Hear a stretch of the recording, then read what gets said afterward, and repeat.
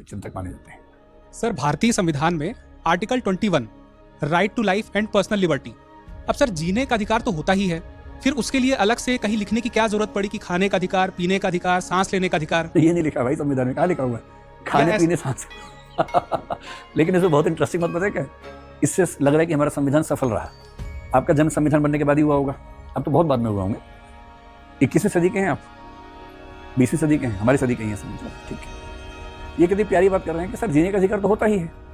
तो एक बार उत्तर कोरिया में जाकर रह के देखिए कुछ दिन, जीने का अधिकार होता ही है, ये आप कह पा रहे हैं, ये कितनी खुशी की बात है कि हमारे देश के नागरिक को कम से कम ये भरोसा है कि जिंदा तो रहेंगे ही, कोई मार को नहीं सकता है। हालांकि एनकाउंटर्स यहाँ भी हो रहे हैं, ऐसा नहीं है कि नहीं हो रहे हैं, लेकिन वहाँ जो स्थिति है उत्तर कोरिया में, कब शासक का मन किस पे खराब हो जाए, अगले सेकंड में कितने कुत्ते उसको खा जाएंगे या तोप के आगे उसको बांध के गोले से उड़ा देंगे, वहाँ पे होता है।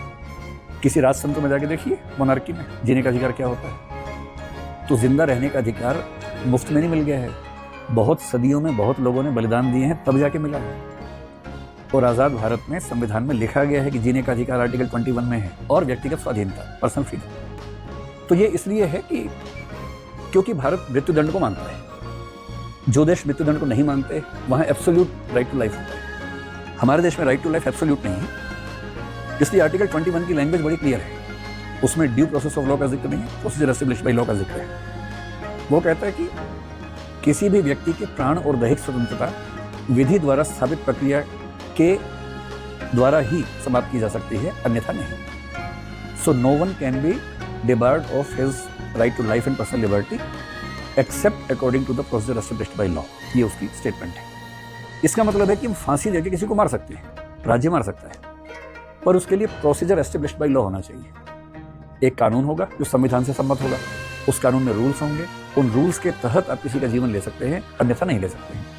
ऐसी पर्सनल फ्रीडम का सिंपल सा मतलब है कि आपको बांधा हुआ नहीं, आप आराम से खड़े घूम फिर रहे हैं तो पर्सनल फ्रीडम है, मतलब बेसिक मीनिंग इसका। आपको जंजीर बांधने का मतलब जेल में ठूंस देना, डिटेन कर लेना, ये केवल तब होगा जब प्रोसीजर एस्टैब्लिश्ड बाय लॉ के तहत ही हो सकता है, यानी संविधान से सुसंगत एक कानून होगा, जैसे आईपीसी है, सीआरपीसी है, अब बीएनएस है, बीएनएसएस है। उसमें एक प्रोसेस लिखा होगा कि किसी की गिरफ्तारी की क्या प्रक्रिया हो सकती है, कितने घंटे में जज के पास ले जाना जरूरी है, अपने वकील से मिलने का अधिकार होगा, जज सैंक्शन करेगा तो ही आगे आप उसको कस्टडी में रखेंगे, पुलिस कस्टडी का क्या मतलब है, जुडिशियल कस्टडी का क्या मतलब है, किस किस क्राइम के लिए किस कस्टडी में रखा जा सकता है। इस पूरे प्रोसीजर, जो प्रोसीजर विधि द्वारा पारित किया गया है, उसके तहत ही आपको गिरफ्तार करके व्यक्तिगत आज़ादी से वंचित किया जा सकता है, नहीं तो नहीं किया जा सकता है।